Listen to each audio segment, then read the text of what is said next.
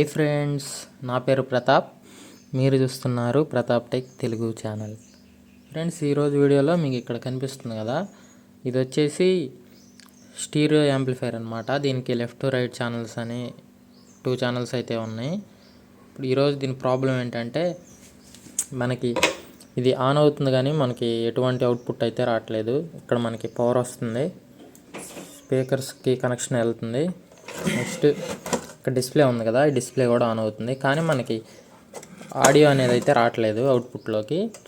ఇది ఈరోజు ఈ యాంప్లిఫైర్ అనే కాదు, మీ దగ్గర ఉన్న ఏ యాంప్లిఫైర్ అయినా అసలు మనకి ఏదైనా ప్రాబ్లం వచ్చి సౌండ్ ఆగిపోవడం కానీ ఏదైనా జరిగితే ఫస్ట్ అసలు ఎలా చెక్ చేసుకోవాలి, ప్రాబ్లం ఎక్కడ ఉందనేది ఎలా ఐడెంటిఫై చేయాలి, ఎలా రెక్టిఫై చేయాలనేది ఈరోజు వీడియో మీరు కనుక పూర్తిగా చూస్తే మీకైతే అర్థమైద్ది.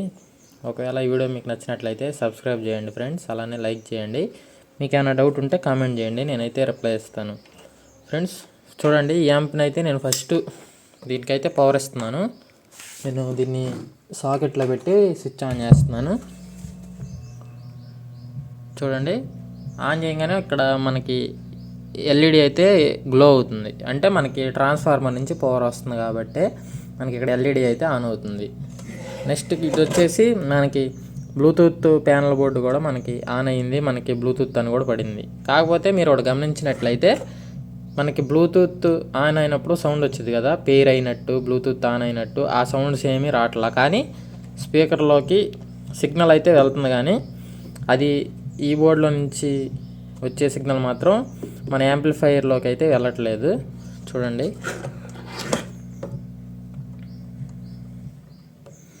చూడండి మనకి ఈ తగ్గిస్తుంటే మనకి స్పీకర్లో కూడా తేడా వస్తుంది, అంటే ఇవి కూడా అన్నీ బాగానే పనిచేస్తున్నాయి అన్నమాట. అసలు ఫస్ట్ మనం చూసుకోవాల్సింది ఏంటంటే, ఒక యాంప్లిఫైర్ అనేది ఆగిపోయింది అనుకోండి, ఫస్ట్ మన యాంప్లిఫైర్కి 2 స్పీకర్లు ఉంటే మనకి 2 స్పీకర్లు చెక్ చేసుకోవాలి, అసలు స్పీకర్స్ ఏమన్నా పాడైపోయినాయా, స్పీకర్స్ బాగానే ఉన్నాయా లేవా అని.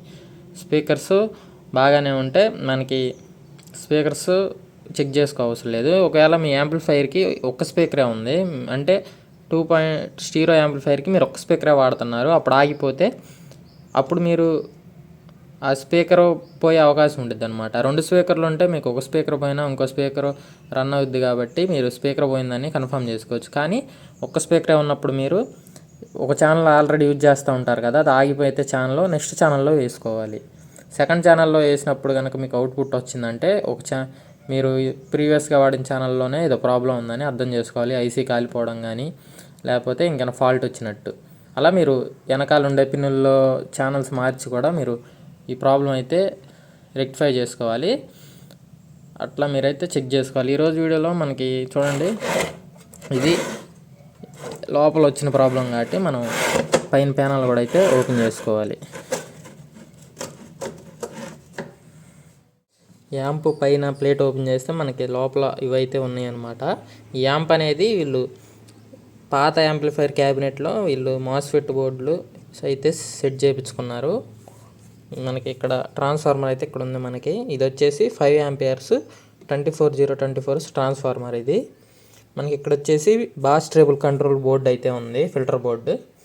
దీని నుంచి మనకి నాబ్స్ కనెక్షన్స్ వచ్చినాయి. అలానే ఇక్కడ ఇది ప్లేట్ ఉంది కదా పైన డోము, ఈ డోమ్కే మీరు బ్లూటూత్ బోర్డు పెట్టుకోవడానికి ఖాళీ లేక ఇక్కడైతే కట్ చేయించి ఇక్కడైతే పెట్టుకున్నారు. ఇక్కడ వచ్చేసి మనకి 4 ఫిట్ బోర్డు అయితే ఉందన్నమాట. ఇది వచ్చేసి స్టీరియో బోర్డు. ఒక పేరుకి వచ్చేసి 100 వాట్స్, ఇది వచ్చేసి ఒక ఛానల్కి 100 వాట్స్, ఇంకో ఛానల్కి 100 వాట్స్, మొత్తం 200 వాట్స్ అవుట్పుట్ అయితే వచ్చింది ఈ యాంప్లిఫైర్లో నుంచి. ఇప్పుడు నేనైతే పవర్ ఆన్ చేసుకుంటున్నాను. పవర్ ఆన్ చేసుకుంటే మనకి మాస్ఫెట్లో ఎల్ఈడీస్ కూడా అయితే గ్లో అవుతున్నాయి, అంటే మనకి బోర్డుకి వెళ్ళే సప్లై బాగానే ఉంది. మనకి ట్రాన్స్ఫార్మర్లో ఏ ప్రాబ్లం లేదని అయితే అర్థమవుతుంది. ఒకవేళ ట్రాన్స్ఫార్మర్లో ప్రాబ్లం ఉంటే ఎలా ఐడెంటిఫై చేయాలంటే, మీ దగ్గర అసలు మనం చూడగానే అర్థమైపోయింది. ఇక్కడ మనకి అవుట్పుట్స్ అన్నీ బాగానే వస్తున్నాయి.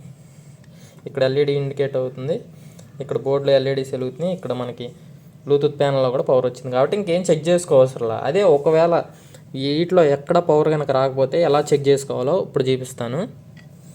చూడండి, మల్టీమీటర్ ఉంది కదా, మల్టీమీటర్లో ఫస్ట్ మీరు ఈ ట్రాన్స్ఫార్మర్ మన 24024 కాబట్టి నేను డీసీ సెట్ చేసుకుంటున్నాను 200 వోల్ట్స్లో. ఇక్కడ పెట్టుకుంటున్నాను చూడండి. డీసీ సెట్ చేసుకుని అసలు డీసీ వోల్టేజ్ వస్తుందా లేదా మనకి ఫిల్టర్ అయిన తర్వాత అనేది అయితే చెక్ చేసుకుంటాను.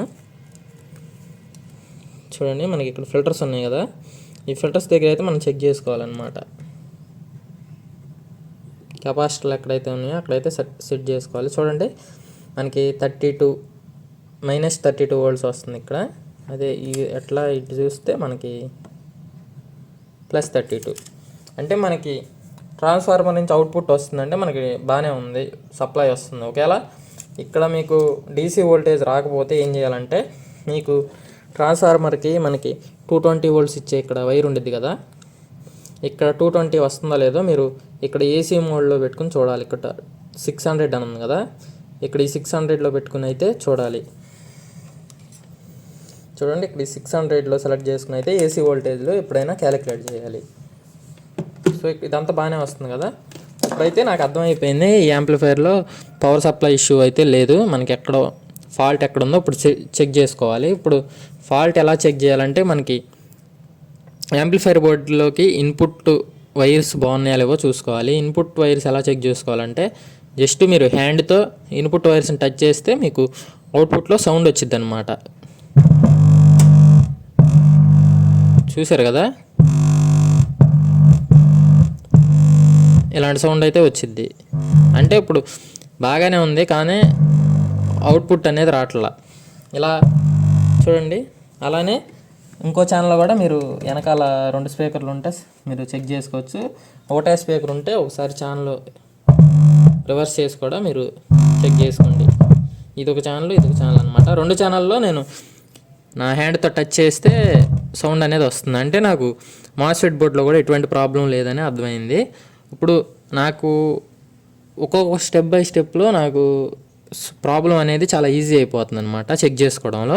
ఫస్ట్ నా ట్రాన్స్ఫార్మర్ బాగుంది, నెక్స్ట్ మాస్ఫెట్ బోర్డు బాగుంది. నెక్స్ట్ మనం చెక్ చేసుకోవాల్సింది ఇక్కడ ఈ ఆడియో బోర్డు ఉంది కదా, ఈ ఆడియో బోర్డు బాగుందా లేదా అనేది చెక్ చేసుకోవాలి. ఫస్ట్ ఈ ఆడియో బోర్డు నుంచి మనకి ఇన్పుట్ బీటీ బోర్డుకి ఇస్తాం కదా, ఈ బీటీ బోర్డుకి ఇవ్వకుండా డైరెక్ట్గా మనకి దీనికి ఇన్పుట్ ఇచ్చి చెక్ చేసుకోవాలన్నమాట. అప్పుడు మనకి ప్రాబ్లం అనేది ఈ బోర్డులో ఉన్నట్టు అర్థమైపోయిద్ది. ఫస్ట్ మీరు ఏమైనా వైర్లు ఉన్నాయేమో చూసుకోవాలి. ఏం వైర్లు ఊడకపోతే ఓకే.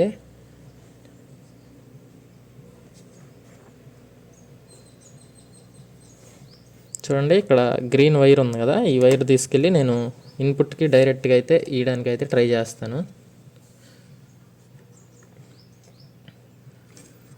ఈ వైర్ కూడా తీసేసుకుంటున్నాను, ఎల్లో వైర్ కూడా.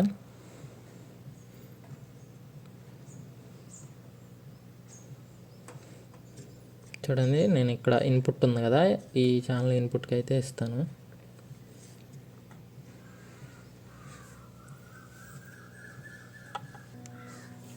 చూడండి ఫ్రెండ్స్, ఇది వచ్చేసి మనకి బ్లూటూత్ బోర్డ్ నుంచి వచ్చే అవుట్పుట్స్ అనమాట. ఇవి తీసుకెళ్ళి నేను డైరెక్ట్ ఈ బోర్డుకి అయితే ఇన్పుట్ ఇస్తాను. చూడండి ఆ వైర్స్ అనేవి మనకి ఇక్కడే ఉన్నాయి కాబట్టి ఇక్కడే ఇచ్చుకోవచ్చు డైరెక్ట్గా.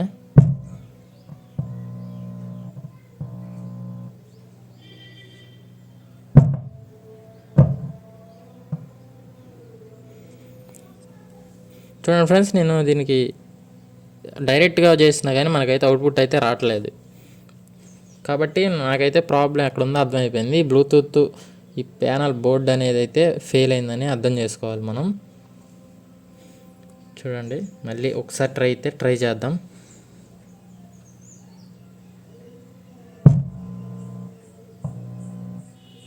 చూడండి మనకు అవుట్పుట్ అయితే రావట్లేదు. ఒకసారి గ్రౌండ్ వైర్ కూడా అయితే చెక్ చేసుకుందాం.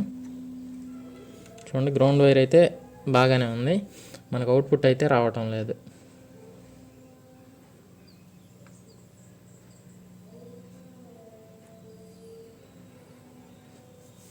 సో కాబట్టి ఇప్పుడు మనం ఈ ప్యానల్ బోర్డ్ని అయితే చేంజ్ చేసుకోవాలన్నమాట. ఈ బ్లూటూత్ దీన్ని చేంజ్ చేసుకుంటే సరిపోయిద్ది, మన ప్రాబ్లం అనేది సాల్వ్ అయిపోయిద్ది. యాక్చువల్గా ఈ బోర్డ్స్ ఎందుకు పోతాయి అంటే, మనకి దీనికి కరెక్ట్ వోల్టేజ్ ఇవ్వాల్సిన దానికంటే ఎక్కువ ఇచ్చినా ఓవర్నే ఫెయిల్ అయిపోతాయి. నెక్స్ట్ ఇంకోటి వచ్చేసి మనకి ఎక్కడన్నా అవుట్పుట్ స్పీకర్ వైర్లు షార్ట్ అయినప్పుడు కానీ, దీనికి ఓవర్ కరెంట్ ఫ్లో అయిపోయినప్పుడు కానీ ఈ బోర్డ్ అనేది అయితే ఫెయిల్ అయిపోయింది అనమాట. వీటి రిపేరింగ్స్ అనేది మనకి ఇవి డైరెక్ట్ ఐసీతో వస్తాయి కాబట్టి ఐసీ ఫెయిల్ అయిపోతే మనం ఇంకా ఏమి రిపేరింగ్ అనేది ఉండదన్నమాట. ఐసీలు అయితే చేంజ్ చేసుకోవాలి. కానీ ఈ ఐసీలు చేంజ్ చేసుకోవడం కన్నా ఇలాంటిది కొత్తది కొనుక్కోవడం అయితే బెటర్.